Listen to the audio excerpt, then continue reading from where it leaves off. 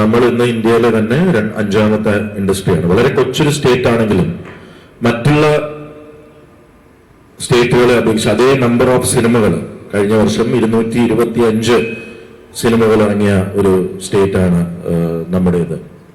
ഇതൊരു ഭയങ്കര വലിയ നമ്പറാണ്. എനിക്ക് തോന്നുന്നു തമിഴിനും തെലുങ്കിനും കന്നഡയും ഒക്കെ കമ്പയർ ചെയ്ത് നോക്കുമ്പോഴും വലിയൊരു നമ്പറാണ്. നമ്മുടെ ഈ സ്റ്റേറ്റില് തിയേറ്ററിന്റെ അനുപാതം നോക്കുകയാണെങ്കിൽ, അല്ലെങ്കിൽ പോപ്പുലേഷന്റെ അനുപാതം നോക്കുകയാണെങ്കിൽ അത് വളരെ കൂടുതലാണ്. അത് സിനിമയോടുള്ള സ്നേഹം കൊണ്ട് നമ്മൾ ഒരുപാട് വ്യത്യസ്തങ്ങളായുള്ള സിനിമകൾ നിർമ്മിക്കാൻ അല്ലെങ്കിൽ ഡയറക്റ്റ് ചെയ്യാൻ ഉദ്ദേശിക്കുന്ന അത്രയും കഴിവുള്ള അല്ലെങ്കിൽ അത്രയും സിനിമയെ സ്നേഹിക്കുന്ന ആൾക്കാരുള്ളത് കൊണ്ടാണ് അത്രയും സിനിമകൾ ഇവിടെ ഉണ്ടാവുന്നത്. എന്തായാലും ഈ ഗ്രൂപ്പ് കൊണ്ട് ലിസ്റ്റിനും സന്ദീപും ഒക്കെ വലിയ വലിയ സിനിമകൾ എടുക്കുന്നതാണ്. ഏറ്റവും കൂടുതൽ പ്രയോജനമുള്ള ഒരാളാണ് ഞാൻ. ബിക്കോസ് ഞാൻ എടുക്കുന്നത് കണ്ടന്റ് സിനിമകളാണ്, കൂടുതലും കണ്ടന്റ് സിനിമ. അപ്പൊ അത് ചർച്ചകളിലൂടെ അല്ലെങ്കിൽ വേർഡ് ഓഫ് മൗത്ത് പബ്ലിസിറ്റിയിലൂടെ ജനങ്ങളിലേക്ക് എത്തേണ്ട സിനിമകളാണ് ഞാൻ കൂടുതലും എടുക്കുന്നത്. ഇനി അങ്ങനെ എടുക്കണോ എന്നൊക്കെ ആലോചിച്ചുകൊണ്ടിരിക്കുന്ന ഒരു സമയമാണ്. എന്നാലും ഇവിടെ ഒരുപാട് സുഹൃത്തുക്കളുടെ മോനാണ്. സ്റ്റെഫിയൊക്കെ ഇവിടെ ഇരിക്കുമ്പോൾ മുമ്പിൽ നിന്ന് സംസാരിക്കാൻ പറ്റുന്നില്ല ആധികാരികമായിട്ട്. കുഴപ്പമില്ലല്ലേ? സ്റ്റെഫിയൊക്കെ ഇവിടെ വിളിച്ചിട്ട് എത്തേണ്ട ആൾക്കാരാണ്. കഴിഞ്ഞ വർഷത്തെ 10 ഹിറ്റുകളിൽ ഒരു ഹിറ്റ് നൽകിയ ആളെയാണ് നിങ്ങൾ രണ്ടാമത്തെ റോയിൽ കൊണ്ടിരിക്കുന്നത്. ഒരു കൈകൊടുത്തേ. അതും ഒരു ലേഡി, അതും ഇൻഡസ്ട്രിയിലൂടെ കോസ്റ്റ്യൂം ഡിസൈനറായിട്ട് വളർന്നു വന്ന് നമ്മളുടെ എല്ലാ അഭിമാനമായ സ്റ്റെഫിയെ എവിടെ കൊണ്ടുവന്നിരുത്തുന്നത് വളരെ മോശമാണ് കേട്ടോ. ഞാൻ പറയാൻ വന്നൊരു പോയിന്റ് ഉണ്ട്. ഞാനൊരു പ്രസ് കോൺഫറൻസിൽ പറഞ്ഞതാണ്. സോറി, ഒന്നും കൂടെ ഞാനത് റിപ്പീറ്റ് ചെയ്യുന്നു. നമ്മുടെ സിനിമ, ഞാൻ എൻ്റെ കഴിഞ്ഞ ദിവസം എൻ്റെ ഒരു സിനിമ ഇറങ്ങി. അതിനെക്കുറിച്ച് പറയുന്ന അല്ലെങ്കിലും ഞാൻ കുറച്ച് ദിവസമായിട്ട് മോണിറ്റർ ചെയ്യുന്ന ഒരു കാര്യം നിങ്ങളിലേക്ക് അല്ലെങ്കിൽ ഈ ഗ്രൂപ്പിലേക്ക് ആ ഒരു മെസ്സേജ് ഞാൻ എത്തിക്കാൻ ആഗ്രഹിക്കുന്നു. നമ്മുടെ ഡിസ്ട്രിബ്യൂഷൻ അസോസിയേഷൻ പ്രസിഡന്റ് ഇവിടെ ഉണ്ട്. ലിസ്റ്റിനും കൂടെ കേൾക്കാൻ വേണ്ടി തന്നെയാണ് പറയുന്നത്. സന്ദീപ് നമ്മുടെ പ്രൊഡ്യൂസർ അസോസിയേഷന്റെ ഭാരവാഹിയാണ്, ചേംബറിലും ഉള്ളതാണ്. അപ്പം എല്ലാവരും കൂടെ കേൾക്കാൻ വേണ്ടി തന്നെ പറയുന്ന കാര്യമാണ്. അതായത് ഇത് വളരെ ശ്രദ്ധയോടെ നമ്മൾ കൈകാര്യം ചെയ്താൻ വേണ്ടി നമ്മളെല്ലാം മലയാള സിനിമയുടെ നല്ല ഫ്യൂച്ചർ ആഗ്രഹിക്കുന്ന ആൾക്കാർ എന്നുള്ള രീതിയിൽ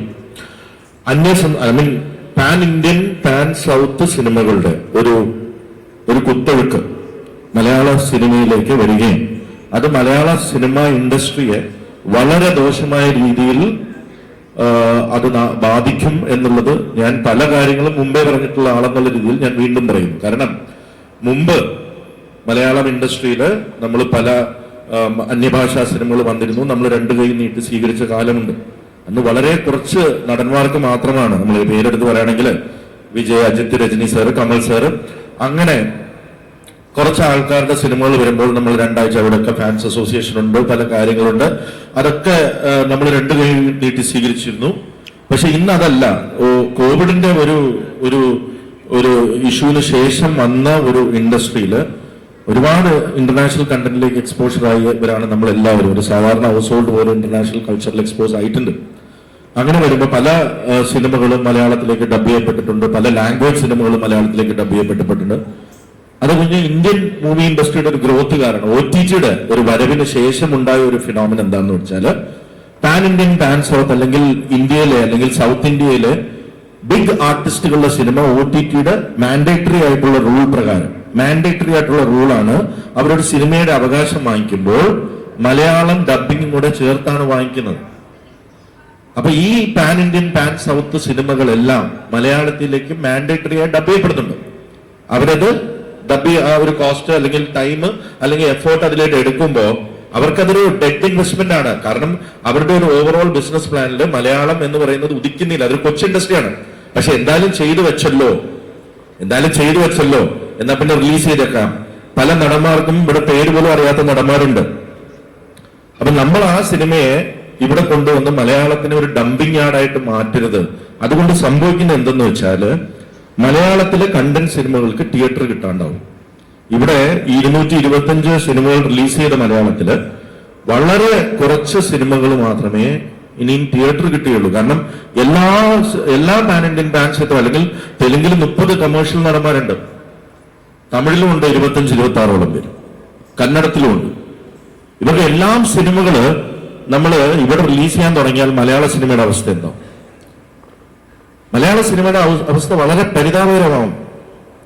2 സിനിമ, അതായത് മലയാള സിനിമാ ചരിത്രത്തില്, മലയാള സിനിമ ഉണ്ടായതിനു ശേഷം ആദ്യത്തെ ക്രിസ്മസ് ആണ് ഒരു മലയാളം പടം റിലീസ് ചെയ്തത്. 5 സിനിമകൾ വന്നുകൊണ്ടിരുന്ന സമയമാണത്. 5 സിനിമയ്ക്ക് സ്പേസ് ഉണ്ട്. ആ 5 സിനിമ വരുന്ന സമയത്ത് ഒരു മലയാള സിനിമയും ബാക്കിയെല്ലാം അന്യഭാഷാ ചിത്രങ്ങളാണ് റിലീസ് ചെയ്തത്. അത് വളരെ പരിതാപകരമായ ഒരു സിറ്റുവേഷനാണ്. സിനിമയില്ലായിട്ടല്ല, തിയേറ്ററുകൾ കിട്ടുന്നില്ല, റൈറ്റ്സുകൾ വിൽക്കുന്നില്ല. റൈറ്റ്സുകൾ വിൽക്കാത്തതിന്റെ കാരണം പലതാണ്. ബിക്കോസ് ഈ പാൻ ഇന്ത്യൻ, പാൻ സൗത്ത് സിനിമകളുടെ ഡബിങ്, മലയാളത്തിലേക്ക് ഡബ് ചെയ്യുമ്പോൾ അതും വാങ്ങിക്കുന്ന ചാനൽ മലയാളത്തിന്റെ ബഡ്ജറ്റിന്റെ ഒരു ഭാഗമാണ് അതിന് കൊടുക്കുന്നത്. അത് കൂടാതെയാണ് അത് ഇവിടെ വന്ന് റിലീസ് ചെയ്യുന്നത്. അത് കൂടാതെ എല്ലാ ലാംഗ്വേജ് സിനിമകളും ഇവിടെ വന്ന് റിലീസ് ചെയ്യുന്നു. ഇത് നമ്മള് ഇപ്പം ഇതിനൊരു ക്യാപ്പ് വെക്കണം എന്നുള്ളതാണ് എനിക്ക് ലിസ്റ്റിനോട് ഇരിക്കുമ്പോൾ തന്നെ ഞാൻ പറയുന്നത്.